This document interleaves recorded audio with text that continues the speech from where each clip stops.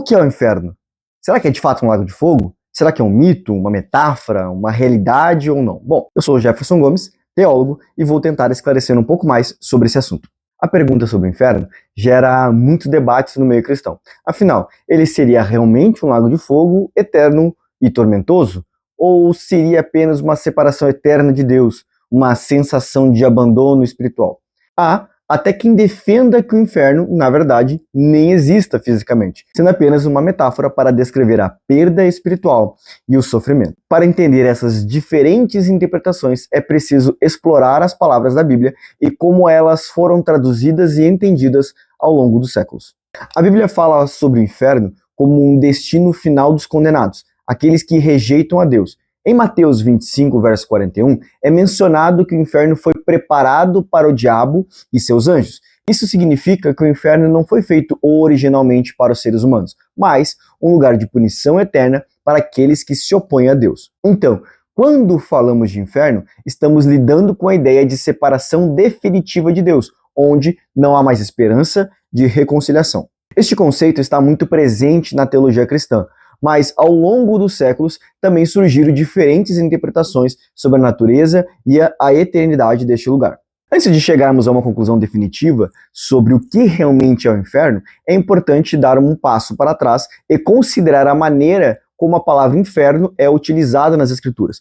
Embora muitas vezes associemos o inferno a um lugar de fogo e tormento, na verdade, o texto original utiliza diversos termos que, ao serem traduzidos como inferno, carregam significados distintos e refletem conceitos diferentes dependendo do contexto. Primeiro, a palavra inferno, como conhecemos, ela vem do latim infernus, que significa lugar inferior ou baixo, utilizado por Jerônimo em sua tradução da Bíblia na Vulgata Latina. Contudo, ao longo das Escrituras, tanto no Antigo quanto no Novo Testamento, encontramos termos hebraicos e gregos como Sheol, Hades e Guiana, que também têm suas próprias conotações e nos ajudam a moldar a visão teológica e cultural sobre o destino eterno dos ímpios. A compreensão desses termos é essencial para que não apenas entendamos o que o inferno representa, mas também para evitarmos interpretações equivocadas ou reducionistas sobre o destino eterno descrito na Bíblia. Cada uma dessas palavras traz à tona a riqueza das Escrituras e revela camadas de profundidade de significado que não podem ser simplificadas em uma única noção. Portanto, vamos explorar o que essas palavras realmente significam e como elas impactam a nossa compreensão sobre o inferno. O termo Sheol, do hebraico, se refere ao mundo invisível, ou habitação dos mortos, que na visão do Antigo Testamento é o local onde todos os mortos, tanto os justos quanto os ímpios, vão após a morte. Não é especificamente um lugar de punição, mas sim um estado de existência pós-morte, onde os mortos descansam. A ideia de um inferno de tormento eterno não está presente aqui. Sheol é mais visto como uma realidade que transcende a vida e não como um destino de sofrimento. Em Salmos 89, verso 48, ilustra essa visão, sugerindo uma universalidade do Sheol para todos os mortos. Hades, uma palavra grega, é frequentemente entendido como o estado intermediário dos mortos, um local de espera entre a morte e o julgamento final. Embora não seja um inferno eterno propriamente dito, Hades é retratado em algumas passagens bíblicas como um lugar de tormento temporário, especialmente para os ímpios. Nos evangelhos, por exemplo, a parábola de Lázaro e o rico descreve Hades como espaço onde os mortos sem Cristo estão em sofrimento, aguardando o juízo final. Portanto, é visto como uma prisão temporária e não definitiva. Guina ou Guena, também do grego, é derivada de uma expressão hebraica que significa Gen Inon, ou Vale de Inon. É uma área real situada ao sul de Jerusalém. Este local era associado a práticas pagãs horríveis, como o sacrifício de crianças, especialmente no espaço conhecido como Tofete. Com o tempo, esse vale se tornou-se um símbolo de desolação e julgamento.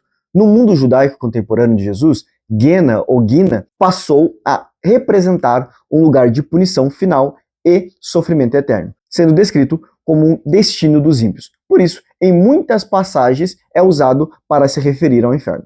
Além dessas palavras que são traduzidas como inferno, temos outras com significados semelhantes. Uma, por exemplo, é simplesmente a questão do abissus, né, também do grego, que significa abismo, e é um termo que aparece no Novo Testamento e está associado a um lugar profundo e tenebroso, geralmente considerado como uma prisão ou cova onde demônios são mantidos temporariamente. Em passagens como Lucas 8 e Apocalipse 9, o abismo é descrito como um espaço de confinamento para seres malignos, um lugar de tormento e sofrimento. No contexto escatológico, é também visto como um lugar de prisão para os poderes das trevas até o juízo final. A ideia de abismo remete a um estado profundo de afastamento de Deus, onde demônios estão temporariamente encarcerados, aguardando o destino final. Também temos uma expressão que significa fogo eterno, no grego. Refere-se ao castigo destinado aos ímpios no juízo final. Esse termo destaca um fogo que não se apaga, sempre utilizado como uma expressão forte para simbolizar uma condenação eterna. É a punição final que aguarda Satanás, os demônios e aqueles que rejeitam salvação. É um fogo que não se acaba, que se torna antítese do fogo sagrado e purificador de Deus. O fogo eterno é uma metáfora bíblica para sofrimento sem fim, além da destruição espiritual e física. Ainda há muitas outras formas usadas no lugar de punição eterna, como abismo, fornalha de fogo, trevas exteriores, fogo eterno, vergonha, desprezo e tormento. Esse castigo eterno também chamado de fogo que nunca se apaga. Mas tem grupos religiosos que, apesar de tudo, não veem o inferno como físico? Sim, existem grupos religiosos como Testemunhos de Jeová e Adventistas do Sétimo Dia que possuem uma visão distinta sobre o inferno e o fogo eterno. É diferente da concepção tradicional e ortodoxa de um local físico de sofrimento eterno. Eles acreditam ao contrário da ideia de tormento perpétuo, o fogo eterno simboliza uma destruição total dos ímpios. Para eles, a alma humana não é imortal por si só, mas é concedida a imortalidade por Deus aos salvos. Na visão desses grupos, a morte é o fim completo da existência, o que contraria a crença de que a alma sobrevive à morte e sofre eternamente no inferno. O fogo eterno não seria, portanto, um lugar de tormento eterno, mas uma metáfora para a destruição final dos condenados. Eles acreditam que, ao invés de sofrerem para sempre, os ímpios serão aniquilados, ou seja, a sua existência será extinta de uma vez por todas. Esse entendimento é chamado de aniquilacionismo. O argumento central é que um Deus justo e amoroso não puniria os ímpios eternamente, mas permitiria que eles desaparecessem sem sofrimento contínuo. Isso também reflete a ideia de que o fogo mencionado na Bíblia é um simbolismo, representando a intensidade da punição, mas não um fogo físico de tormento eterno. Essa perspectiva, portanto, não vê o inferno como um local físico de tormento interminável, mas como uma destruição final que pode ser entendida como a segunda morte mencionada em Apocalipse 20. A ideia é que, em vez de um sofrimento eterno, os ímpios são eliminados permanentemente e não há mais chances de arrependimento ou salvação. Em resumo, essa crença de que a alma não é imortal por natureza e o fogo eterno é símbolo da destruição tenta reconciliar a ideia de um Deus amoroso com a punição dos ímpios, interpretando o inferno mais como extinção do que um local de sofrimento contínuo. Essa visão, que defende a destruição total da alma do inferno, simplesmente não se alinha com o que a maioria dos textos bíblicos ensina, algo que inclusive explicamos detalhadamente durante esse vídeo. A própria Bíblia fala de tormento eterno, de fogo que nunca se apaga, de castigo eterno. Nós temos inúmeras passagens que reforçam a ideia do inferno como uma punição eterna e consciente.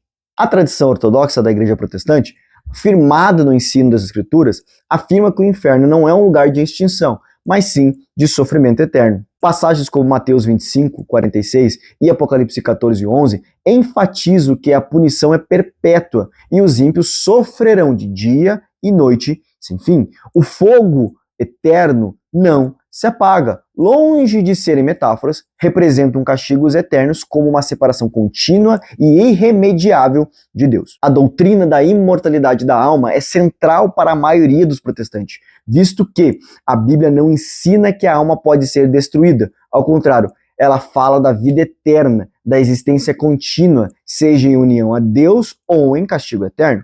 Portanto, o ensino ortodoxo, que seria a doutrina correta, vê o inferno como um lugar onde a alma, por sua natureza imortal, permanece consciente, sofrendo em separação eterna de Deus e não como algo apenas que cessa a existência. Essa compreensão é um reflexo de um Deus justo que mantém o livre-arbítrio dos indivíduos, permitindo que aqueles que rejeitam sua graça enfrentam as consequências eternas de sua escolha. O inferno, portanto, não é uma mera ideia, uma anulação ou simplesmente uma metáfora, mas uma perdição consciente eterna como parte do plano divino de justiça. Em conclusão, a ideia de inferno, tal como abordado nas Escrituras, vai além de uma simples metáfora ou um local físico de aniquilação. As passagens bíblicas, ao falarem de tormento eterno e separação de Deus, destacam um castigo consciente e perpétuo para aqueles que rejeitam a salvação. Embora existam diferentes interpretações sobre a natureza do inferno, a visão ortodoxa enfatiza que o inferno é um estado de eterno de Deus e não uma simples extinção ou fim de uma existência.